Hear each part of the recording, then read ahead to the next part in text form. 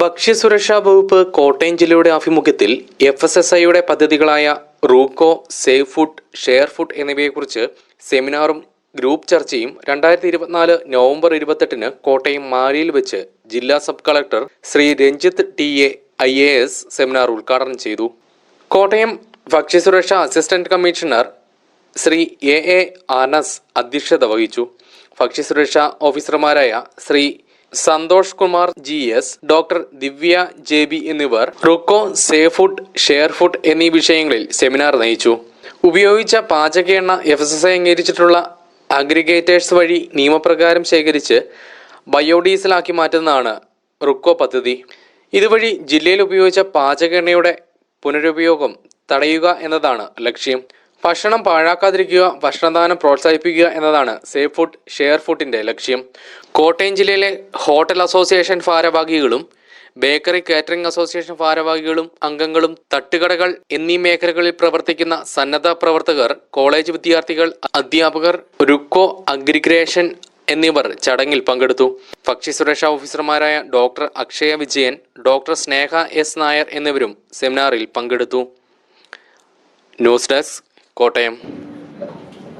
ഇവിടെ കൂടിയിരിക്കുന്ന എല്ലാവർക്കും എന്റെ നമസ്കാരം. ഇന്നിവിടെ വന്നു ചേർന്നിരിക്കുന്ന വിശിഷ്ട വ്യക്തികളെ സ്വാഗതം ചെയ്യുക എന്ന കർത്തവ്യമാണ് എന്നിൽ നിക്ഷിപ്തമായിരിക്കുന്നത്. ഞാൻ എന്റെ കർത്തവ്യത്തിലേക്ക് കിടക്കുന്നു. ആദ്യമായി ഞാൻ സ്വാഗതം ചെയ്യുന്നത് save food, share Joy, RUCO എന്നീ പദ്ധതികളുടെ സെമിനാർ, ഗ്രൂപ്പ് ഡിസ്കഷൻ എന്ന ഈ പരിപാടി ഭക്ഷ്യസുരക്ഷയുടെ ഉന്നമനത്തിലേക്കുള്ള പുതിയ ചുവടുവയ്പായി മാറട്ടെ എന്ന് ആശംസിച്ചുകൊണ്ട് ഞാൻ എന്റെ വാക്കുകൾ ഉപസംഹരിക്കുന്നു. നന്ദി, നമസ്കാരം.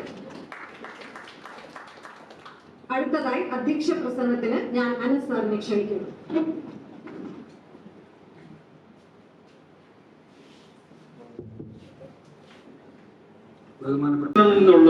നമുക്കൊരു ഒരു മണിക്ക് മുമ്പ് തന്നെ വൈൻഡപ്പ് ചെയ്യാൻ പറ്റും. കാര്യം ഞാൻ പറയാൻ ശ്രമിക്കുന്നത്, നിങ്ങൾക്കറിയാം, കച്ചവടക്കാർക്ക് അറിയാവുന്ന കാര്യമാണ്. അതായത് ഭക്ഷ്യസുരക്ഷാ മേഖലയിൽ ഫുഡ് സേഫ്റ്റി ഓഫീസർമാർ നിങ്ങളുടെ സാധനങ്ങളെല്ലാം വരുന്നു പരിശോധിക്കുന്നു. നിങ്ങൾ അതുമായിട്ടെല്ലാം നിങ്ങൾ ഏകദേശം കുറച്ച് കാര്യങ്ങളൊക്കെ ദിനേന നിങ്ങൾ ഒരുപാട് ക്ലാസ്സുകളിൽ ഫുഡ് സേഫ്റ്റി കമ്മീഷണർ അണ്ടറിൽ ഓരോ ജില്ലകളിലും 14 ഭക്ഷ്യസുരക്ഷാ അസിസ്റ്റന്റ് കമ്മീഷണർമാർ, കോട്ടയം ജില്ലയിലെ അസിസ്റ്റന്റ് കമ്മീഷണറാണ് ഞാൻ, നമ്മൾ നടപ്പിലാക്കാൻ ശ്രമിക്കുകയാണ്. നമ്മൾ പറഞ്ഞു വരുമ്പോഴത്തേക്ക് ഈ നിയമം 2006 ഈ നിയമം ഇന്ത്യൻ പാർലമെന്റ് പാസ്സാക്കിയത്. 2006 നിയമം പാസ്സാക്കി 2011 റൂൾസ് ആൻഡ് റെഗുലേഷൻസ് വന്നു.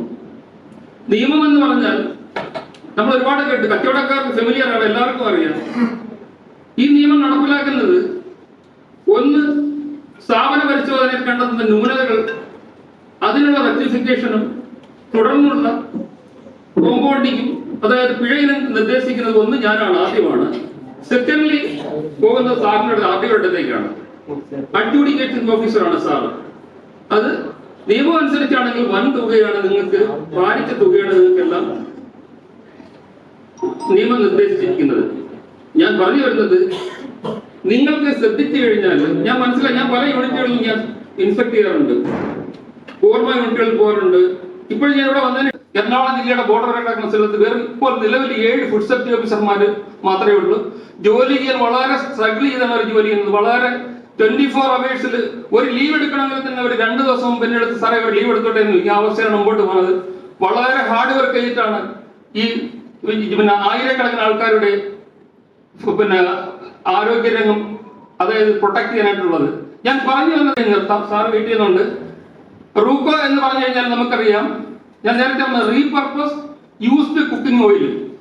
അതായത് നമ്മുടെ സ്ഥാപനങ്ങളിൽ, വീടുകളിൽ, നമ്മുടെ എല്ലാ ബേക്കറി യൂണിറ്റ്സ് ഉണ്ട്, അതായത് ചിപ്സ് നിർമ്മാണ യൂണിറ്റ്സുകളുണ്ട്, ഹോട്ടൽസ് ഉണ്ട്. നമ്മളെ ഈ KFC പോലുള്ള KFCയുടെ ആൾക്കാർ വന്നതെന്ന് എനിക്ക് തോന്നുന്നത്. KFCയുടെ ചിക്കിങ്ങിന്റെ ആൾക്കാർ ഞാൻ വിളിച്ചിട്ടുണ്ടായിരുന്നു, അവരെ വന്നതാണ് ഞാൻ പ്രതീക്ഷിക്കുന്നത്. ഇവിടെ എല്ലാം നമുക്ക് എണ്ണ ഫ്രൈ ചെയ്യാൻ ഉപയോഗിക്കുന്നു.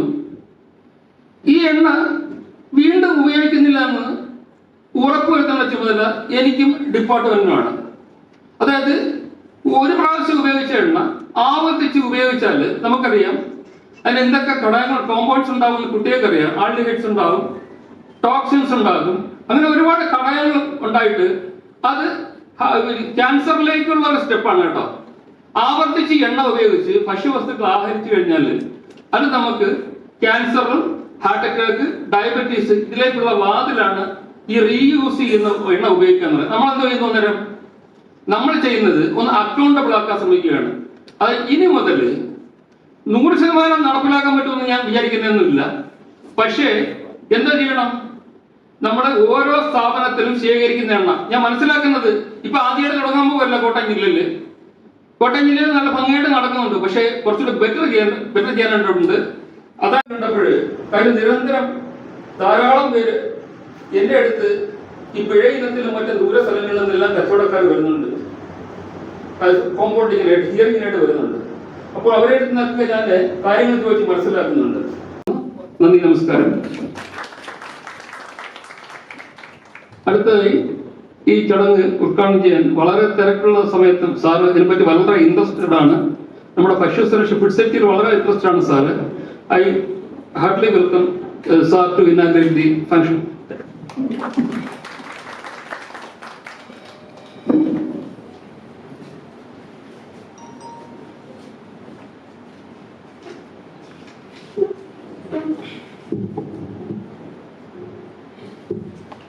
എല്ലാവർക്കും നമസ്കാരം. അത് നമ്മുടെ ജീവിതത്തിൽ നടപ്പിലാക്കണം. നിങ്ങൾ എല്ലാവരും നടപ്പിലാക്കുമ്പോൾ ശബ്ദം വരില്ല. As we begin, I encourage all participants to make team note of this program. In the lecture attend ചെയ്ത മതിയല്ല, നമ്മൾ ഏത് പഠിച്ചോ അത് നമ്മുടെ ജീവിതത്തിൽ നടപ്പിലാക്കണം. നിങ്ങൾ എല്ലാവരും നടപ്പിലാക്കുമോ? ശബ്ദം വരില്ല. അതാ നമ്മുടെ ഈ പരിപാടിയുടെ പർപ്പസ് ആണ്. To our connectors and speakers, thank you for your dedication and expertise. I am sure that your effort will undoubtedly leave a lasting impact on everyone here. With great enthusiasm, I will now declare this lecture program officially inaugurated. Wish you all the best. Thank you. മാനുഫാക്ചേഴ്സിനുണ്ട്, റീറ്റെയിലേഴ്സിനുണ്ട്, food safety ഓഫീസേഴ്സിനുണ്ട്, food safety ഡിപ്പാർട്ട്മെന്റിനുണ്ട്. Okay, അപ്പൊ എല്ലാവരുടെയും ഉത്തരവാദിത്തമുണ്ട്. ആ ഉത്തരവാദിത്തങ്ങൾ share ചെയ്യുക എന്നുള്ളതാണ് നമ്മളുടെ ഈ പ്രോഗ്രാമുകളുടെ ഒക്കെ ഒരു അന്തസ്സത്ത. അപ്പോ ഏറ്റവും പ്രധാനപ്പെട്ട പ്രോജക്റ്റ് ആണ് റൂക്കോ. റൂക്കോ എന്ന പ്രോജക്റ്റ് ജനങ്ങളിലേക്ക് എത്തിക്കുക, കോട്ടയം ജില്ലയിൽ റൂക്കോ എന്ന പദ്ധതി വ്യാപിപ്പിക്കുക എന്നുള്ള ഒരു ലക്ഷ്യം നമ്മൾക്കുണ്ട്. അപ്പൊ എന്താണ് റൂക്കോ എന്നുള്ളതിനെ പറ്റി കൃത്യമായിട്ടൊരു ഐഡിയ നിങ്ങൾക്ക് ഓരോരുത്തർക്കും വേണം. അതിൽ നിങ്ങൾക്ക് വളരെ പ്രധാനപ്പെട്ട, എല്ലാ മനുഷ്യർക്കും വളരെ പ്രധാനപ്പെട്ട റോളുണ്ട്. ഓക്കെ, അത് നിങ്ങളെ പരിചയപ്പെടുത്താനും ഈ പദ്ധതിയുടെ ആകാനും വേണ്ടിയാണ് ഇതേപോലെ ഒരു സെഷൻ സംഘടിപ്പിച്ചത്. നിങ്ങൾക്കുള്ള സംശയങ്ങളും കാര്യങ്ങളും ഒക്കെ നമ്മൾക്കിവിടെ ചർച്ച ചെയ്യാം. ഇതൊരു ക്ലാസ് അല്ല, ഒരു അവയർനെസ് പ്രോഗ്രാം അല്ല, ഇതൊരു ചർച്ചയായിട്ട് പോകുന്നതായിരിക്കും കുറച്ചുകൂടെ നല്ലത്. ഓക്കെ, അപ്പൊ റൂക്കോ എന്ന് പറയുന്ന പദ്ധതിയുടെ അത് താങ്ങാൻ പറ്റില്ല. ഒരു തവണ ഉപയോഗിച്ചു അതിനെ കളയാനായിട്ട് എല്ലാ വീടുകൾക്കും പറ്റില്ല. അപ്പോൾ എല്ലാവരും അത് റീയൂസ് ചെയ്യും. കാരണം അതിനെ പിന്നെ ഒരു മണിയായിട്ട് നമുക്ക് മാറ്റാൻ പറ്റുന്നില്ല. അപ്പൊ നമുക്ക് പിന്നെ ഉപയോഗിക്കേണ്ടതായിട്ട് വീടുകളിൽ ഒരു 90% വീടുകളിലും സംഭവിക്കുന്നുണ്ട്. ഇതേ കാര്യം തന്നെ ഹോട്ടലുകളിലും മറ്റ് വ്യാപാര സ്ഥാപനങ്ങളിലും, എണ്ണ ഉപയോഗിക്കുന്ന വ്യാപാര സ്ഥാപനങ്ങളിലും സംഭവിക്കുന്നുണ്ട്. എന്തുകൊണ്ട് എന്ന് ചോദിച്ചു കഴിഞ്ഞാൽ എണ്ണയുടെ വിലയാണ് അവിടെ പ്രശ്നം. ഈ വിലക്ക് എണ്ണ വാങ്ങിച്ചിട്ട് ഒരു തവണ ഉപയോഗിച്ചത് കളയാൻ നമുക്ക് പറ്റുമോ? ഇല്ല. എത്ര തവണ ഉപയോഗിക്കാം? ഇങ്ങനെയുള്ള ചോദ്യങ്ങൾക്ക് നേരത്തെ നമ്മൾക്ക് ഒരു സയന്റിഫിക് ആയ ഒരു മറുപടിയും ഇല്ല. എന്ത് ചെയ്യാൻ പറ്റും? വെളിയിലേക്ക് എടുത്ത് കളയാം. നമ്മൾ നാളെ ഉപയോഗിക്കുന്നില്ല എന്ന് തീരുമാനിക്കുന്നു, നമുക്ക് വെളിയിലേക്ക് എടുത്ത് കളയാം. അത് ഒരു പ്രോപ്പറായ ഡിസ്പോസൽ ആണോ? ഇത്രയും എണ്ണ വെളിയിലേക്ക് കളയുന്നു, ലാൻഡ് പൊല്യൂഷൻ ഉണ്ടാകില്ലേ, സോയിൽ പൊല്യൂഷൻ, വാട്ടർ പൊല്യൂഷൻ, ആ ഒരു രീതിയിലേക്ക് പോകും. അപ്പൊ നമ്മൾ ഉപയോഗിക്കുന്നതാണോ നല്ലത്? ഇങ്ങനെ പല ചോദ്യങ്ങളുണ്ട്. അപ്പൊ അതിന്റെ ഒരു ഏകദേശ കണക്കുണ്ട്. ഇതാണ് ഇന്ത്യയുടെ യൂസ്ഡ് ഓയിൽ പ്രൊഡക്ഷൻ. 2 വർഷം മുമ്പുള്ളതാണ്. Used oil production in India 2.7 million tonnes ആണ് ഒരു വർഷത്തെ ഇന്ത്യയിലെ. നിങ്ങൾക്ക് അതിന്റെ വാല്യൂവിനെ പറ്റി ഒരു ഐഡിയ മനസ്സിലായോ? 2.7 മില്യൺ ടൺസ് യൂസ്ഡ് ഓയിൽ.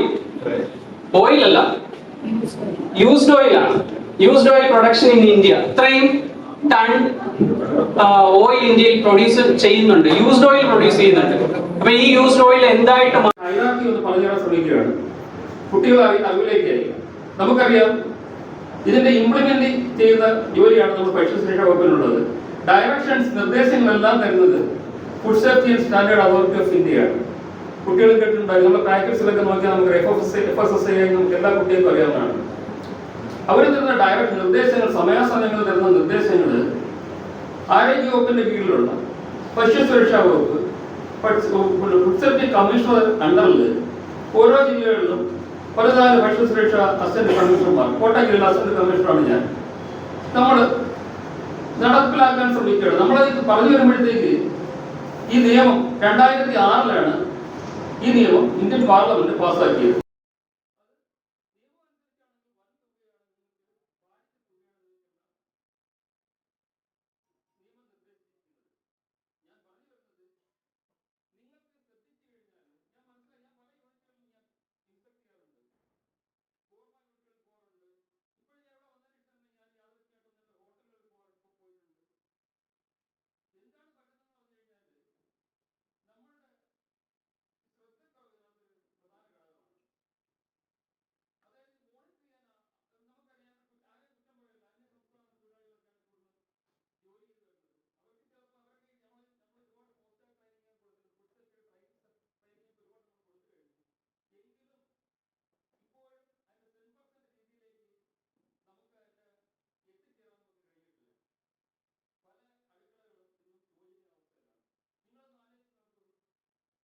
അതെന്തെന്ന് ചോദിച്ചു കഴിഞ്ഞാൽ നിയമം ലംഘിച്ച് എങ്ങനെ കച്ചവടം ചെയ്യാം, നിയമം ലംഘിച്ച് നമുക്ക് എന്തൊക്കെ ചെയ്യാം.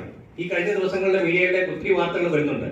അപ്പം അതിനെ നേരിടാനായിട്ടുള്ള ഒരു ബഹുമാനപ്പെട്ട ഫുഡ് സേഫ്റ്റി കമ്മീഷൻ അടക്കമുള്ളവരുടെ ഒരു നിലപാടുകൾ ഉണ്ടാകണം എന്ന് പറഞ്ഞു കഴിഞ്ഞാൽ, ഇപ്പൊ ഈ ഓയിലിനെ കുറിച്ച് പറഞ്ഞു. ഈ ഓയില് കൃത്യമായിട്ടും ഇവിരിക്കുന്ന ഓരോ വ്യക്തികളും അതിനെ മനസ്സിലാക്കി സമൂഹത്തോട് പ്രതിബദ്ധതയോടു കൂടി പ്രവർത്തിക്കുന്നവരാണ് ഈ ഇരിക്കുന്നത്.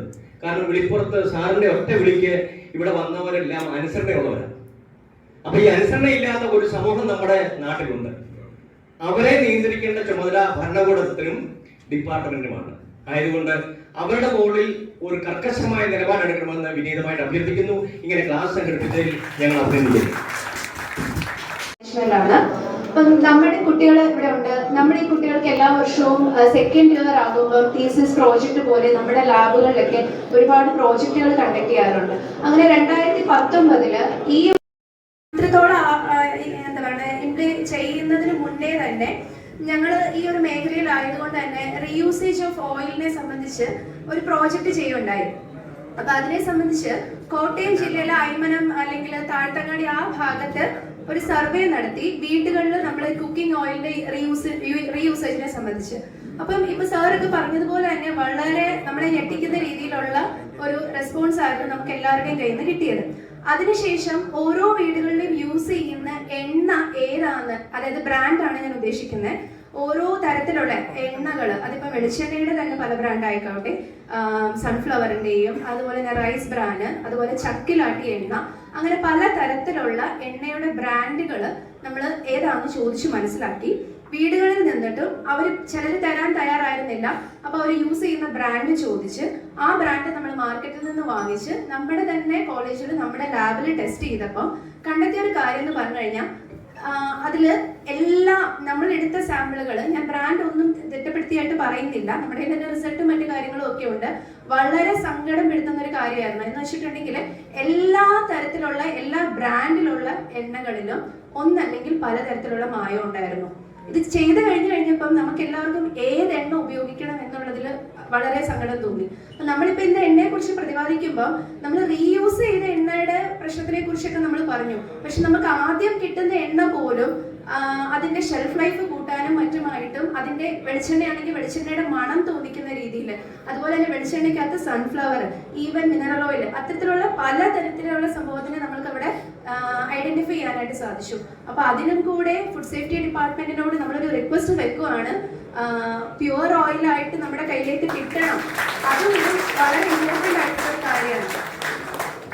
അതുപോലെ പാടിക്കൊണ്ട് നടക്കും.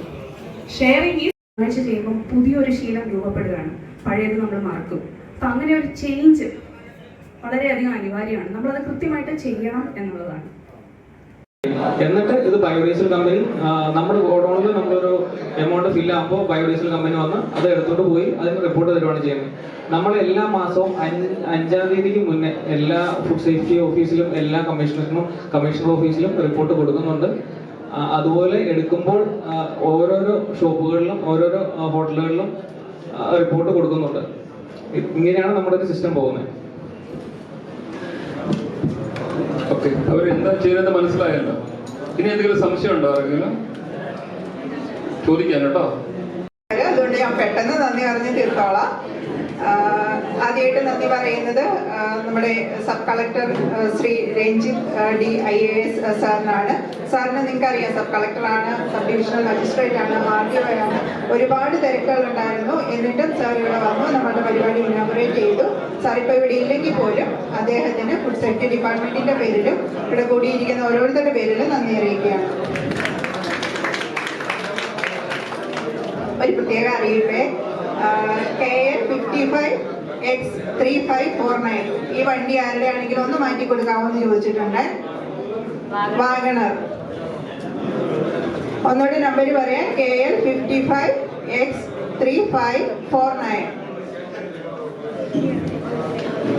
വണ്ടിയുടെ ഉടമസ്ഥൻ ഒന്ന് താഴെ ചെല്ലണേ, വണ്ടി ഒന്ന് മാറ്റി കൊടുക്കണം. അടുത്തതായി നന്ദി പറയേണ്ടത് ഇന്നത്തെ പ്രോഗ്രാമിന്റെ അധ്യക്ഷനായിരുന്ന നമ്മുടെ ജില്ലാ ഓഫീസർ ശ്രീ അനസ് AAS സാറിനാണ്. സാറ് ഏതൊരു കാര്യത്തിനും ഞങ്ങൾക്ക് വളരെയധികം സപ്പോർട്ട് തന്ന് ഞങ്ങളുടെ പിന്നിൽ തന്നെയുണ്ട്. അപ്പോൾ സാറിന് ഞങ്ങൾ ഓരോരുത്തരുടെ പേരിലും ഹൃദയംഗമമായി നന്ദി അറിയിക്കുകയാണ്. പിന്നെ ഇവിടെ നിങ്ങൾക്ക് നല്ല ക്ലാസ് എടുത്തു തന്ന എൻ്റെ സഹപ്രവർത്തകർ കൂടിയായ Shri Santhosh Kumar GS, Pala circle food safety officer, Shrimati doctor Divya JB, nodal food safety officer, Kottayam, ഇവർക്കും നന്ദി അറിയിക്കുകയാണ്. പിന്നെ ഏറ്റവും പ്രധാനപ്പെട്ട ഈ പ്രോഗ്രാമിലെ ഏറ്റവും പ്രധാനപ്പെട്ട ആൾക്കാർ നിങ്ങൾ തന്നെയായിരുന്നു. വിവിധ സംഘടനകൾ, KHRA, ബേക്കറി അസോസിയേഷൻ, തട്ടുകടയുടെ അസോസിയേഷൻ, അതുപോലെ കാറ്ററിംഗ് യൂണിറ്റ്സ്, ബാക്കി NGO അസോസിയേഷൻ എന്നിവരെ എല്ലാം പ്രതിനിധീകരിച്ച് ഇവിടെ എത്തിയിട്ടുള്ള എല്ലാവർക്കും നന്ദി അറിയിക്കുന്നു. പിന്നെ നമ്മുടെ CMS കോളേജിലെ പ്രിയപ്പെട്ട അധ്യാപകരുണ്ട്, വിദ്യാർത്ഥികളുണ്ട്. നിങ്ങൾക്ക് വളരെ പ്രയോജനപ്പെട്ട ക്ലാസ് എന്ന് വിചാരിക്കുന്നു. നിങ്ങളുടെ വിലയേറിയ സമയത്തിനും നന്ദി അറിയിക്കുകയാണ്. അതുപോലെ ഈ പ്രോഗ്രാമുകൾ ഓർഗനൈസ് ചെയ്യാൻ ഞങ്ങളെ ഹെൽപ്പ് ചെയ്ത ഫുഡ് സേഫ്റ്റി ഡിപ്പാർട്ട്മെന്റിലെ ബാക്കി സ്റ്റാഫുകളുണ്ട്. ഹോൾ നിങ്ങൾക്ക് ഇവിടെ അറേഞ്ച് ചെയ്ത മാലി ഹോട്ടൽ, ഇവർക്ക് എല്ലാവർക്കും നന്ദി അറിയിച്ചുകൊണ്ട് ഈ പ്രോഗ്രാമുമായിട്ട് സഹകരിച്ച എല്ലാവർക്കും നന്ദി.